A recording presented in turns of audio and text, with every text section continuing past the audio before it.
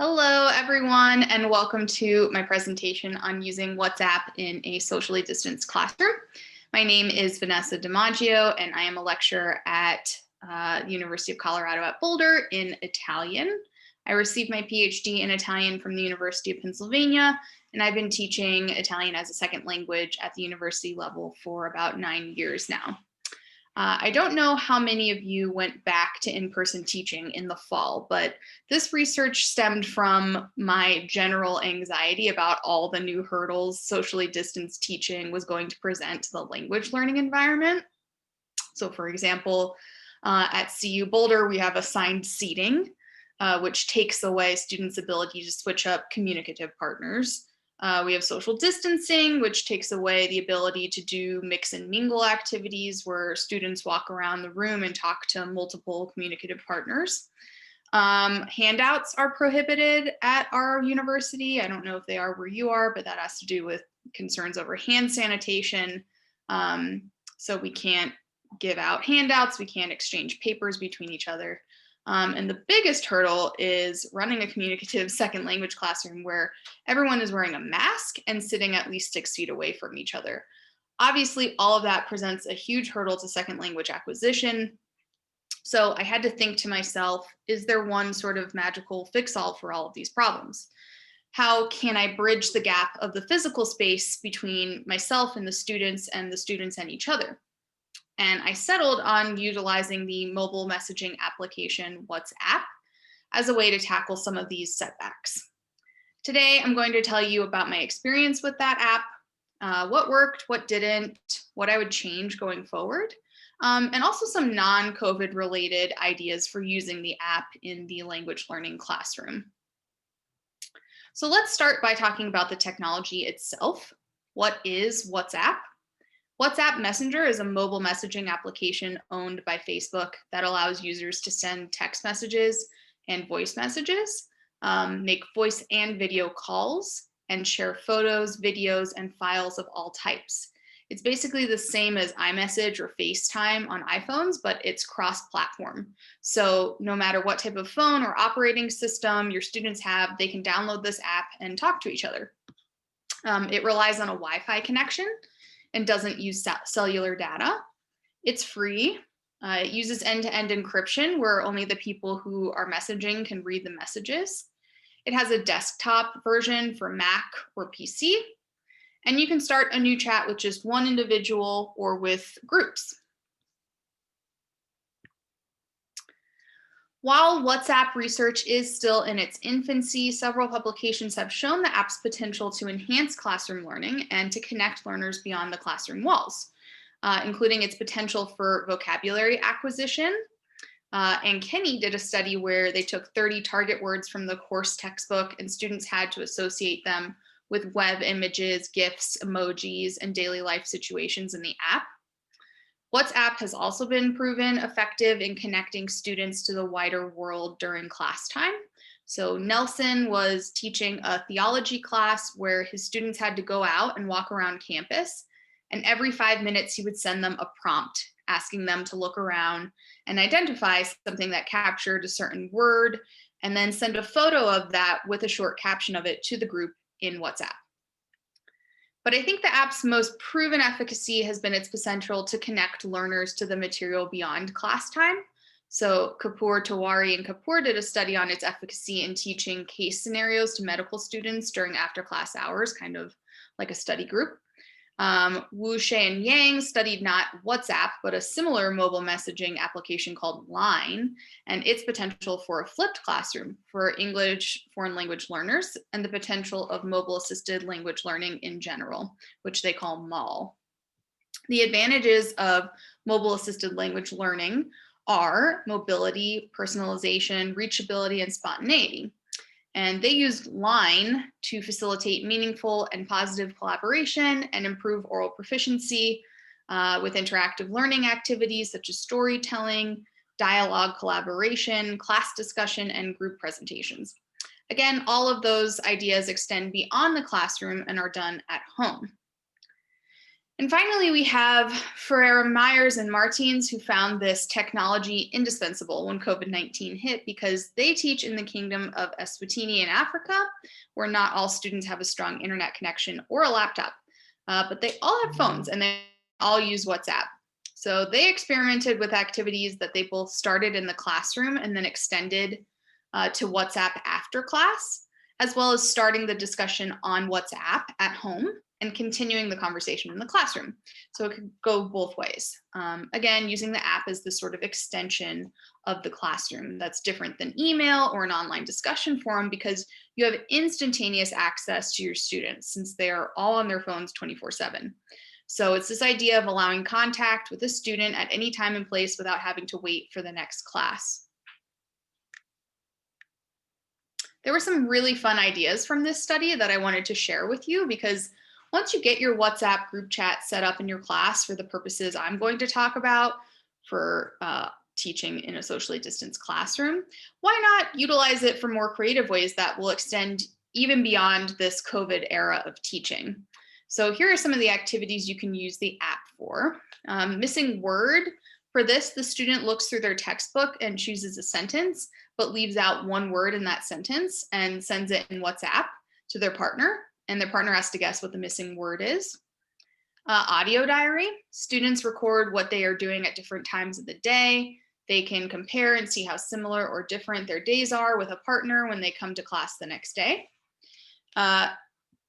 Whatever language in my community. So take Italian, for example, Italian in my community. Students take photos of examples of Italian or whatever language they're learning that they see written around their community. So this for Italian anyway, I'm sure would be largely centered around restaurants and other food establishments. And then food diary. So over the course of one day, students take photos of everything that they eat and write what the foods are as captions for each photo. With Italian, a fun idea for this would be to use the partitive. I'm eating some chicken and some peas to get them to practice that form in an authentic way. And then they can use that food diary as the basis for a conversation with their partners in class the next day. Now let's talk about why we're here, which is how can this app work for me during this transitional COVID era of in-person teaching? And even online teaching. Honestly, this app can be very useful for an online classroom format as well. Before I went back to in-person teaching at the University of Colorado Boulder last August, I read an article in the Chronicle of Higher Education where they sort of experimented during the summertime with what socially distanced teaching would look like. And their biggest issue was that students couldn't hear each other very well when seated far away with masks on, because what they noticed was that students would raise their voices to be heard, which would increase the ambient noise in the room, which would in turn make them have to increase their volume even more to the point where everyone was yelling. And as a language teacher, that sent me into a panic because it's hard enough to hear each other in your native language. You throw a second language into that and it's got to be a disaster. Some people talked about just making all their students go on Zoom inside the classroom and have the class virtually but in person. And I just thought that was not why you go back to in-person teaching. You go back to be able to connect and talk eye to eye with your peers. And it just seemed counterintuitive to me to log onto Zoom. So I didn't like that idea, which is why WhatsApp ended up being my solution. I liked it because it didn't require my students to use their actual cellular or data plans on their phones because it was all Wi-Fi based and every college campus classroom should be hooked up to Wi-Fi. And I liked that they didn't have to add each other's phone numbers to phone contacts, which seemed a bit invasive since we mostly use our phones for personal and not educational purposes. And I liked that they could both message each other and call each other through the app, since those would be the two main uses we would get out of the app during class time. So on the first day of school, I felt I had to sell it to my students in a certain manner of speaking. This was a beginning Italian class, first semester. So all of them were brand new Italian learners. One of my classes was completely in person. The other two were half on Zoom, half in person. And I explained to them how language learning worked with this slide. and said, what happens if we're all 8 feet away from each other, yelling at each other with masks on, referencing back to the Chronicle of Higher Ed article that I had read, right? There's ambient noise, our voices are muffled, you can't see your mouth, which is a huge part of understanding language. And then you throw onto that, it's second language, right? You already have hurdles to overcome there anyway. So then I showed them how to sign up. You, as the teacher, basically create a group chat for them on your phone, and then you share a link with them. I put mine on this PowerPoint, I put it on Canvas. They click on the link on their phones and join the group chat through the link. It's really simple. And then I told them, these are the 4 things you're going to need to bring to class with you every day, so that the expectation was set at the outset on the very first day of school that a phone and headphones would be required for this course. It was still during drop ad week. They could drop the course if that was going to be a problem for them, just so that it was very clear. We used WhatsApp in a number of ways throughout the semester. The biggest way was every time we did a communicative activity where the students had to speak with a partner, they put on their headphones and opened WhatsApp and called each other. They could still look each other in the eyes, but their voices were being amplified through their headphones. Again, that helps with the muffled voices, with the ambient noise, hearing it very clearly in your ears and nothing else is actually beneficial, probably not in COVID era teaching as well. We also used WhatsApp to message each other during class. This is very helpful if your university does not allow handouts, as ours does not. Meaning you can't share pieces of paper with each other. You can't touch the same piece of paper. I often do activities where students have to show what they wrote to each other or show what they drew and sort of hold it up or put it in front of their partner for them to look at. And if they're 6 to 8 feet away and they hold up a piece of paper and their eyesight isn't very good, or even if it is, they're not allowed to get closer or lean in or touch that piece of paper. So how do you do that? You take a picture on your phone and you send it in WhatsApp. So for example, for this activity that you see on the slide, one student was messaged a picture of this house from me on WhatsApp, and they had to describe it to their partner, how many rooms it had, which pieces of furniture were in which rooms and where, and the partner had to draw it on a piece of paper. They took a photo of their drawing, messaged it to their partner. Their partner messaged them back this image on the PowerPoint. And then right there in WhatsApp, right in the chat, you've got what I drew and what the image looks like. They can compare it right there next to each other and see how effectively they communicated with each other. There were several other activities where students' identities needed to be concealed from the rest of the class. So they chatted me privately on WhatsApp, what they had written. And then I read aloud their paragraphs to the class. So for example, we did this activity where they had to write a description of themselves. So you see here, I'm tall, I'm short, I have this color eyes, this color hair, this is what I study. And when they were done, they had to chat it to me privately, which you can do. Once you're in a group chat, you just click on the contact list of the group chat, and then you click on a single person's phone number, and then it'll open the possibility to message them privately. So they sent me their descriptions privately. I then read the description aloud to the class, and everyone in the class had to guess who was being described. This gets them to focus on form with noun-adjective agreement. The gender of the adjective gives them clues as to who's being described. And having them write the descriptions as opposed to their classmates takes away any potential for bullying or descriptions that students could be sensitive to. You know, your classmate writes that you're short, but you don't think of yourself as a short person, right? You take all of that possibility out by having them be the ones who write the descriptions about themselves. But if you want it to be a mystery, you have to be able to communicate that privately somehow. And without a piece of paper, WhatsApp is the way to do it. So about 1 month into the course, I solicited student feedback, especially on WhatsApp. but also just to see how the course was going overall. I did this via email to each individual student. I'd say I got about a 30% response rate. And the feedback somewhat surprised me and somewhat changed how I used the app for the remainder of the course too. Most of the feedback talked about how it was a learning curve to get used to using the technology in class. So you can see some of the things they wrote here. Using WhatsApp can be a little hectic at points. I think I was very skeptical at first, but I don't mind it now.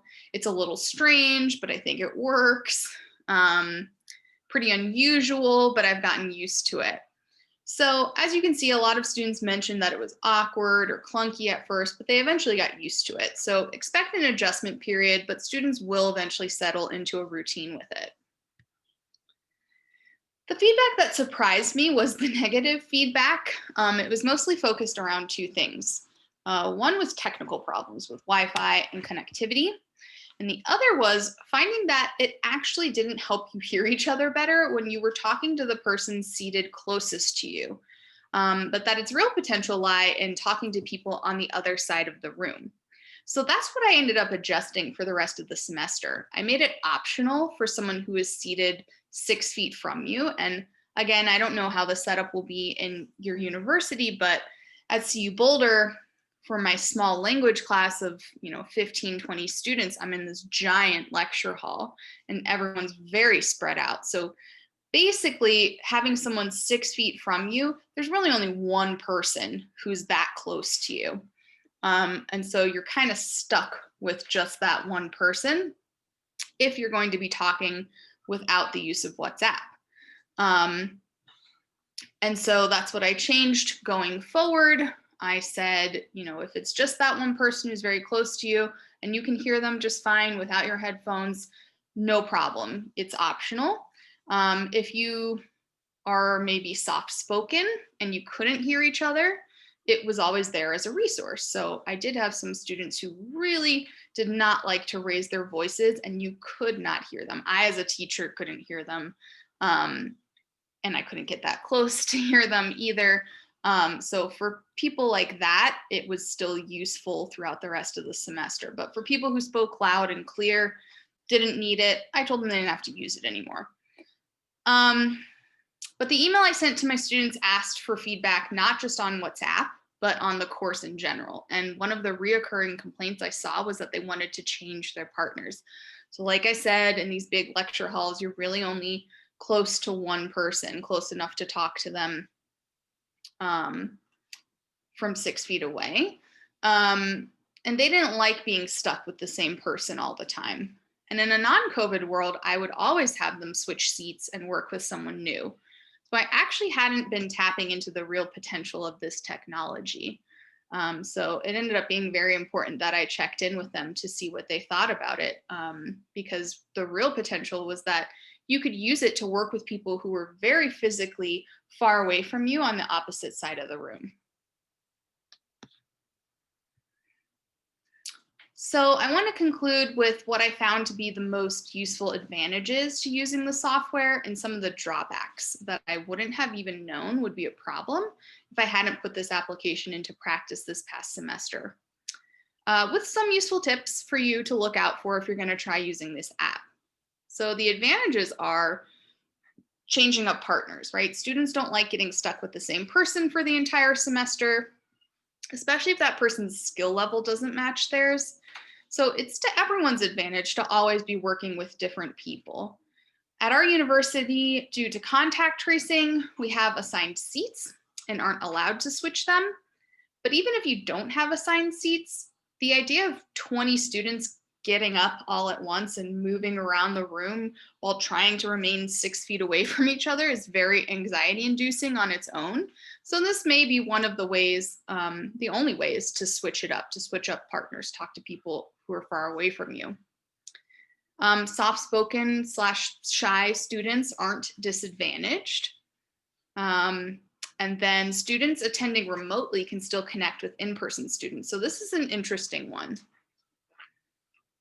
What happened at CU this semester is that we started out in person, then went all online. then went back to all in person. And in that shift, some students decided they didn't want to come back to in-person classes because they didn't feel safe and they wanted to continue attending remotely. So I would have Zoom running while I was in person. We have cameras set up in the room to be able to film you. And they would attend remotely on Zoom. They would log on to Zoom while the majority of the students would be physically in the classroom with me. And if the student on Zoom was alone on there, meaning no other student was attending remotely that day or for the rest of the semester, their only way to connect, to have a partner, would be to connect with someone in the actual physical classroom. If someone else were on Zoom with them, you could just put them in a breakout room together. But if they're by themselves, there's no one there with them to practice with. And so WhatsApp ended up being very useful for that, where they're at home and their partner's at school inside the classroom and they can call each other through WhatsApp.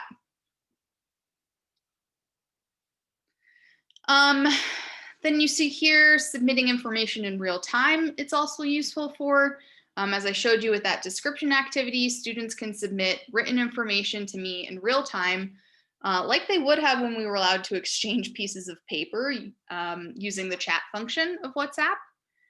Students don't have to enter each other's phone numbers into their personal contacts, though there are caveats to that, which I'm going to talk about with the drawbacks. And finally, students can share real-time information with each other while handouts are prohibited. So what they've written or drawn, they can share by sending a photo in the chat. So the drawbacks. You might have seen one of my students mention this on their informal feedback, that there's a delay/echo. So basically, if you're sitting very close to each other, there is a delay between when you talk and when you hear on WhatsApp. The only way to circumvent this is to use earbuds instead of just holding the phone up to your ear, because it blocks out the rest of the noise. Or by sitting far away from someone where you can't hear them in the room anyway. And that way you don't hear the echo. It wastes some time. So everyone pulling out their earbuds and opening the app and calling wastes some time. It's not the same as, all right, just start talking to each other like it was pre-COVID. But I would say it doesn't waste any more time than opening breakout rooms does. Some of my students had connectivity issues, either due to a bad Wi-Fi connection or because their phone software wasn't updated. I had one student who you could call her and it would ring and ring and ring and never come through on her phone, no matter who tried it.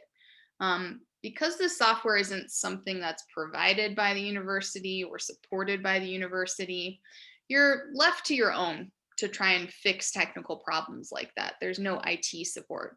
And honestly, what ended up happening with those handful of cases for me was that I don't have the wherewithal to figure out what was happening. And so I just had them yell at each other. Again, it's still better than everyone yelling.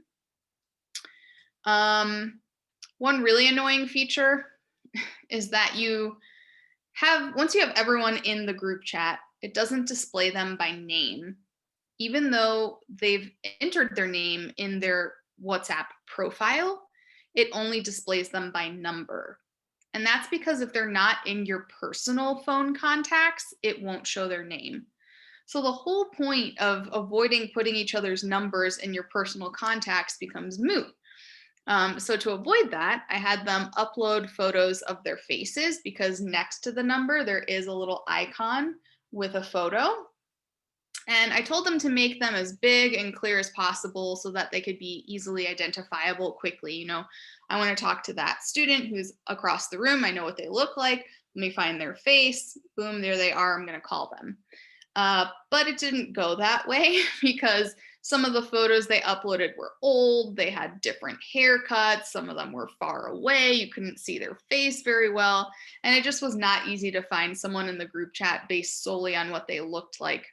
So a lot of times if you were talking to someone on the other side of the room, you were just randomly picking. You had no idea who you were calling, which, you know, could be fun, but if you had someone in mind, it was a little difficult to get that initiated. Another obstacle to the whole you don't have to add people's phone numbers to your personal contacts is that you can't do a group call without doing that. So for some reason, you can call one-on-one straight from the group chat, but once you establish a call between two people and you want to add a third or a fourth, you can only pull from your phone contacts at that point. And this makes it really hard to do group activities instead of just pair work. But the biggest problem I had with it was that when you have an odd number of students and you need to do a group of 3, that's the only way you can do it. You can have them all on WhatsApp at one time, is someone has to add someone else's phone number to their personal phone contacts to be able to do that. Something you might not think of is that students use their phones all day long. So if you have an afternoon class, they're probably going to be running low on battery by the time they get to you. I once had to offer a student my portable charger for him to be able to use his phone for an activity, so just keep that in mind. So all in all, I found this to be a very useful addition to my language class because even if you don't end up using it for the majority of your activities, because students are able to hear each other just fine if they're seated close enough, it's still nice to have it there as a resource for the times when you want to switch up partners or you have someone attending your in-person class remotely, or you need to send each other photos or information in real time and you're not allowed to use handouts. It's just nice to have it there as a backup, even if you're not going to use it for every single activity. I also think it has a lot of potential beyond COVID for extending the language learning experience beyond the classroom, giving students an opportunity to communicate when they're at home about a discussion started in class that day, or using information that they generate at home to start a discussion the following day when you see each other in class again. It's got this sort of continuity built in. So typically, this is when I would take any questions from the audience, but since we had to change the format of the conference this year, and this is all pre-recorded, I thought I might just guess what some questions might be, and just sort of come up with 3 of my own questions. So the first I could think of is, what happens if your room doesn't have Wi-Fi or it doesn't have a strong Wi-Fi connection? If your Wi-Fi just isn't very strong, it shouldn't have much of an effect, if any, on your chat feature, since that really doesn't use much data. It might have an effect on the phone call feature, although that also uses much less data than a video call. If they have cell phone service, they can still use the app and it will work, but it will use their data plan, which might annoy them. I did not find that all of them using the app at once slowed down the Wi-Fi, which might have happened if I had had them all go on Zoom at once. It did, WhatsApp did seem at least strong enough to support that. Another question I thought of is, what if you want to access the group chat from your desktop? Some reasons for this might be if you start a discussion in class that you want to continue at home that night and it involves a lengthy amount of texting back and forth, that would be easier to do typing on an actual keyboard. You can connect your WhatsApp to your desktop.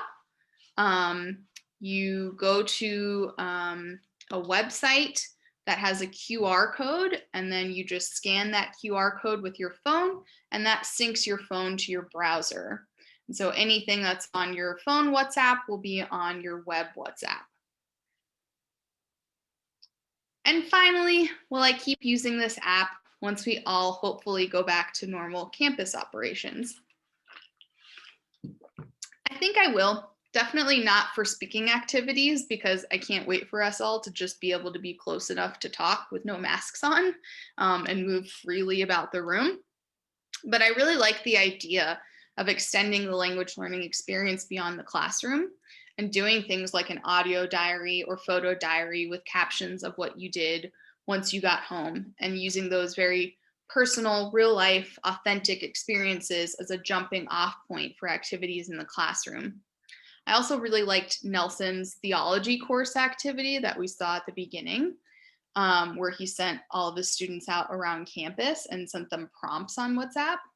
I can definitely see that being applied to a second language classroom. So for example, send them off on campus to identify vocab with their definite or indefinite articles. So for example, the student might take a photo of a tree and caption it l'albero for in Italian, obviously, or whatever the word is for whatever language they're studying, and then send that in the group chat.